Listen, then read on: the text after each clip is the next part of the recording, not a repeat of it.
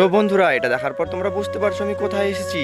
আমি এসেছিলাম মেডিকেল করতে প্রথম দিন আমার ড্রাইভারের সাথে আমার কপিল আমাকে মেডিকেল করতে পাঠিয়ে দিয়েছিল। তো বুক ভরা কষ্ট আর মুখ ভরা হাসি নিয়ে আবার চলে আসলাম পরের ব্লগে আস্তে আস্তে আমি তোমাদেরকে দেখিয়ে দিই এই যে সুন্দর একটা টার্মিনাল।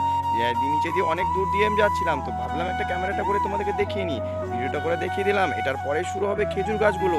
অনেক সুন্দর দেখতে এই খেজুর গাছগুলো, কাটিংগুলো দেখো অনেক সুন্দর করে সাজিয়ে রেখেছে সতীশ সরকার। তো রাস্তাঘাটগুলো খুব সুন্দর, গাড়ির এত ভিড় আমাদের ওখানকার তুলনায় তো অনেক বেশি গাড়ি ওটা চলছে ভাই, হাই স্পিডে গাড়ি চলছে একদম। তারপরে ড্রাইভার ভাই তেল ভরে নিয়ে দেখো নিজে নিজেই তেল ভরছে, আবার পয়সাও দিতে হচ্ছে না, মেশিনে টিপে দিচ্ছে কি পয়সা অটোমেটিকলি কেটে নিচ্ছে। তো এটা দেখতে কেমন লাগলো অবশ্যই তোমরা জানাবে। তারপর আমি চলে গেলাম মেডিকেল রুমে। এখানে একটা মহিলা আমাকে মেডিকেল সবকিছু চেক আপ করে নিল, এক্সরে হলো আমার।